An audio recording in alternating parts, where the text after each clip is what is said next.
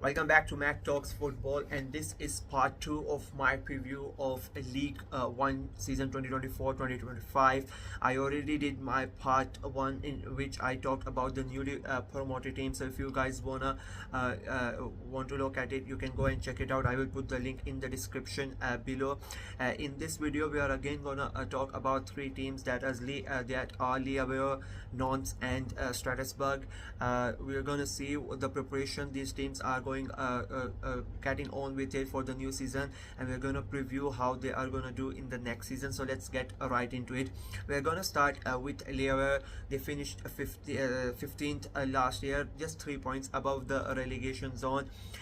They started the season in an okayish way, like they were in a respectful mid-table situation, but the end to the season was a dismal one. They lost 10 games out of their last 14 games, which almost put them back into the relegation battle, but they somehow survived and kept their status as a League One club for another season.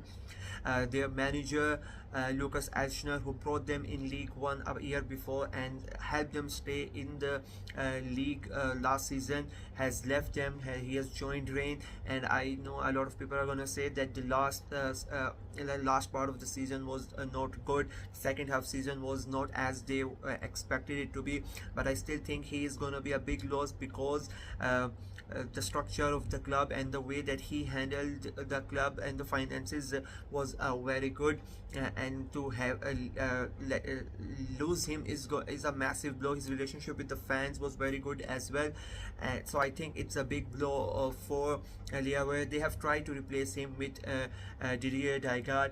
He was previously an assistant manager of Nice and a caretaker manager as well.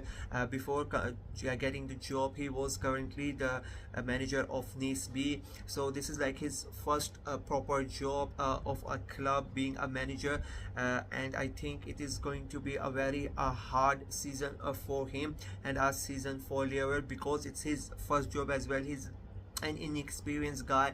I'm really surprised that the Le Havre management, the upper hierarchy, decided to go with a dagger. Like, I don't want to disregard him and discredit him, but with the situation that the club is in, you really needed someone experienced to come in and get the club forward, but they have decided to bring him in. Maybe his new ideas would be very helpful for Le Havre, but at the moment it's not looking like it's gonna help, especially with the situation that the club is in.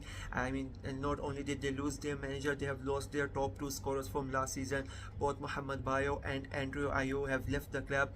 They both scored 5 goals, and I mean, for a lot of people the 5 goals are not, it's not a big deal, but for a club who was in such a dire situation and almost in a relegation battle, each goal is very important. So to lose both of them in one goal is a big deal, especially because they have not been replaced till now in the transfer. The players that they have brought in are like not really the ones that gives the fan excitement or like satisfy you as a fan that okay, these 2 players have gone, but these players have come in that are gonna get us those goals. It has not happened up until now, and so if you are a Le Havre fan, you would be really concerned, and to be honest, I am very concerned as well for them, because the 3 teams that have been promoted, their signings, their transfer dealings have been better than Le Havre at the moment. It is not really looking really good for them, and if it continues, I think it is going to be a struggle again for this season. It could end up being worse than last season, and maybe they might be the one of the teams that get relegated.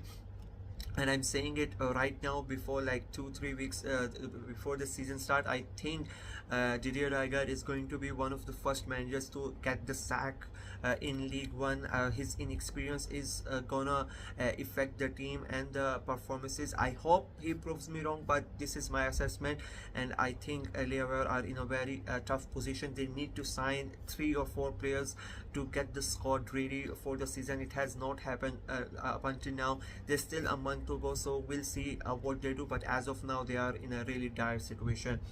We're gonna talk. The second club we're gonna talk about is Nantes. They finished 14th, just 4 points above the relegation zone, and they had a weird season last year. I mean, they went through three different managers. They started the season with Peter Ostroy, who was then sacked in November, replaced by Jocelyn Gourouf. He also was let go in mid-March, and he was replaced by the current manager Antoine Cademir. He himself he joined the club less than a year after he left in May 2023, and by March 2024 he was back at the job. So and he somehow helped Nantes to stay in the league, avoid relegation, and be a League One club again this year. I really hope that the board gives Kadmar another chance, like Kabir a good season, a good time this time around. This continuous changing of manager is not really helping anyone. He has helped them to stay in the league. So he now has a pre-season under his belt, so let him have a full proper season. And I'm not saying that he's gonna win you the league, or he's gonna take you to Champions League or Europe. Maybe let him have a full season, and he will get you to a respectable mid-table finish, and then you can think about going up to the European places and all that sort of stuff. In terms of transfer, he has managed to keep most of his squad intact. There have not been any big departures from Nantes, and they have permanently signed Matthias Albine. He was really important last season. His partnership with Mohamed Mustafa was very good. They scored crucial goals for Nantes, so the Nantes fans would hope that their partnership continues and the goals continue as well. Apart from that, there have been one or two free transfers as well, so it's looking it's looking good for Nantes at the moment. It's not really special, and it's not really bad. If things continue like this, I think they still need one or two signings, especially in defensive side. If they get that, I think they could end up in a about a 10th 11th. That could be a good mid-table finish for them. I don't see them, if the manager is given a proper folio and the backing that he needs, I think they would not be in a tough relegation fight that they were the last season, and they could have a normal season, and maybe they could have a good cup run as well. So that's my assessment. As I continue to say, there's still a lot of time for these teams to go out and make changes, make the signings that may help them get to a better level that they are right now. But as of moment, if I am a Nantes fan, I would be like, I would be content that at least my club is doing something. They are getting in players, and they now have a manager that knows the club inside out, and it could work this time. But let's hope the management, the upper hierarchy, the owners, they give him a proper full season, and if 2 or 3 results don't go his way, they don't sack him just like that, and they give him a proper one season, so that he can help the team. The third team that we are going to talk about in this video is Strasburg. They finished 13th last season, which was quite a disappointing end, because they started the season in a very good way. About 13-14 games they were in contention for the European sports. 6-7 there was their position, and up until the later stages of the season there were talks that maybe they could clinch the European position, even a conference league spot in the league.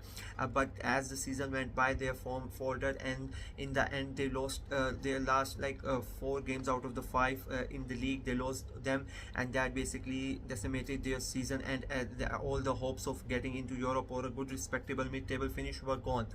So I think this time around, their team and their manager Patrick Vieira, who joined them last year, he would hope that his team can continue the impressive form that they had at the beginning of the season, and they can carry it around, carry it over the entire season, and not just a folder at the midway point.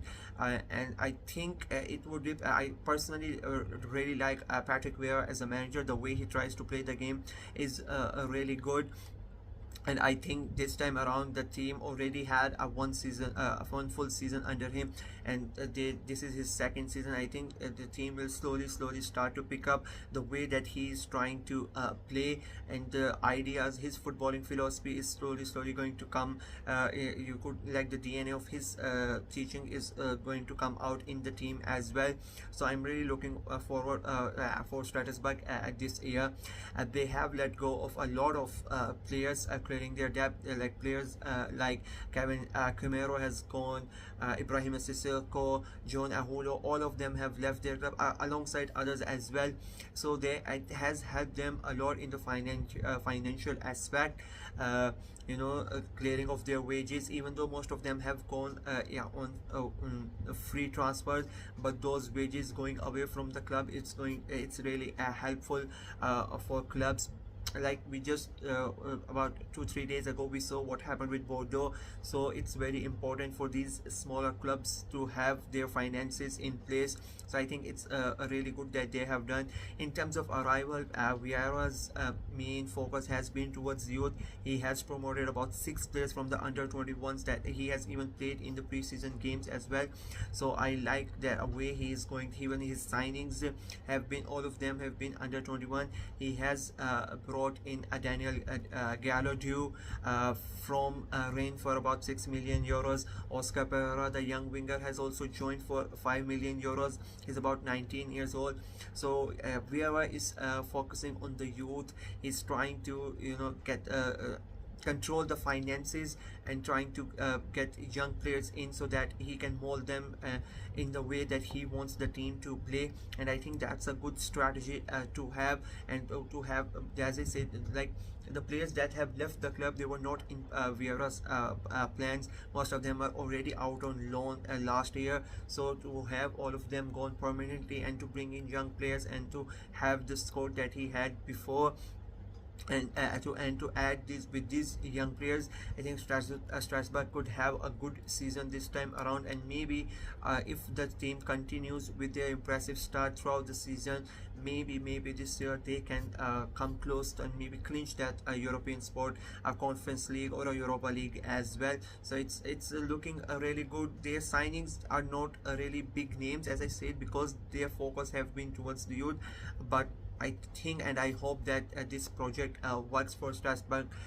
As of now, it's like a mid-table finish situation, but we'll see what happens. But if I am a Strasbourg fan, I would be like quite happy with the situation my club is in at the moment. And in a way, if these signings work, these younger players step up and play the way that Vieira wants, I think it could be a very good and exciting season for Strasbourg.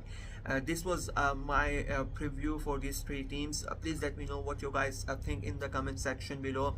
What do you guys think should these 3 teams should do? Which players should they sign? And what especially I want to know about Lièvre, their decision to sign Didier Degas. Do you think it is gonna affect them? Is he gonna be able to handle the pressure and help the team as the fans want, and help them keep them in the league? And will he be there by the end of the season? Like, that's my main concern. Please let me know everything in the comment section below. Like the video and subscribe to the channel. Until next time, bye bye.